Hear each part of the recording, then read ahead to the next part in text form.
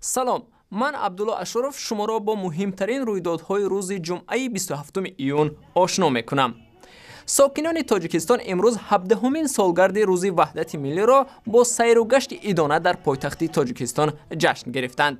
اما چاره‌بینی اساسی ایدانه در ناحیه دنغره ولایت ختلان با اشتراک پرزیدنت تاجیکستان برگزار می شود. همچنین 27 ایون در دانشکده تربیت جسمانی تاجیکستان چاره‌بینی ورزشی بخشیده به روز وحدت ملی و روز المپی برگزار شد. هموطنان در سراسر عالم نیز این روز را جشن می‌گیرند. از جمله اتحادیه تاجیکان مقیم امریکا فیلم را تهیه کردند که آن را در سامانه رادیوی آزادی نیز می‌شود تماشا کرد. در تاجیکستان ساکنان به ماه رمضان آمادگی می‌بینند که 28 ایون آغاز می‌شود.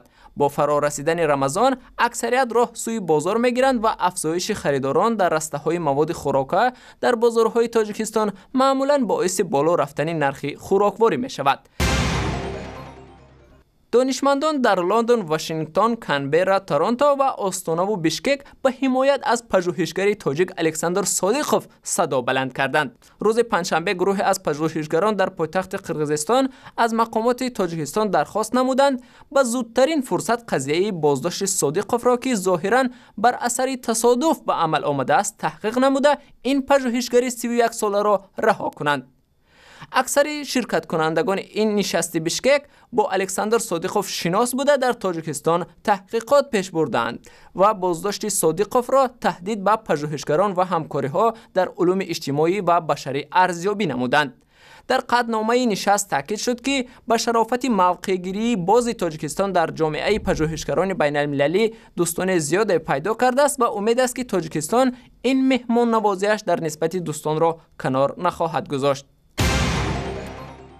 یک دانشجوی تربوز فروش ادعا دارد که روز 24 ایون از سوی کارمندان ملیسا و رفیقانش لطوکوب شده است.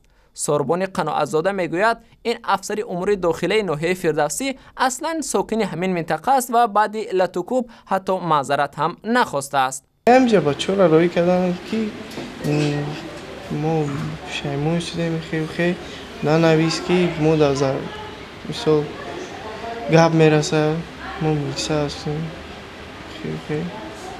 تو من نمیدونم اما پدر سوربون به رادیو آزادی گفت که او رسما به اداره دادستانی مراجعت کرده است و باور دارد که کارمندی ملیسا مجازات خواهد شد. ما حد همسایه سالوی سال هستیم و کسی من میبینه اکی تقدیر شد گفته سلام علیک میکنه. من گفتم حیران که من در طول 22 ساله که در این محل زندگی میکنم ضرر من با این اویله چی باشه که نسبت فرزند من همین روا دیدگی. اداره دادستانی در صحبت با رادیو آزادی وارد شدن عریضه از نام ساکن پایتخت تقدیرشویف را تصدیق کرد و گفت که این عریضه همراه با مفتشان شعبه کارهای داخلی سینا 1 تحقیق می شود. یک جوان از شهر کولاب به حکومت این شهر طرح بینای قصر تاجیکان را پیشنهاد کرده است. این جوان سیاوش سعیدوف خط کننده مکتب میانه رقم 2 شهر کولاب است و می‌خواهد در همین شهر مثل دوشنبه و خوجند بینایی با حشمت تاریخی و فرهنگی بنیاد شود. سیاوش ادعا می‌کند که طرح قصری او از دیگر بینا و معماری‌های تاریخی کشور فرق می‌کند و فرق اصلی آن هم این است که این بینا به گفته معمارش تاریخ تاجیکان را بازگو می‌کند. سیاوش می‌خواهد این پیشنهاد خود را به پرزیدنت تاجیکستان هم برساند. اخبار از این هم بیشتر با عکس و ویدیوهای دیگر در وبسایت رادیوی آزادی، در صحیفه ما در فیسبوک، توییتر، یوتیوب و همزمینه مخصوص رادیوی آزادی برای تلفن‌های همراه.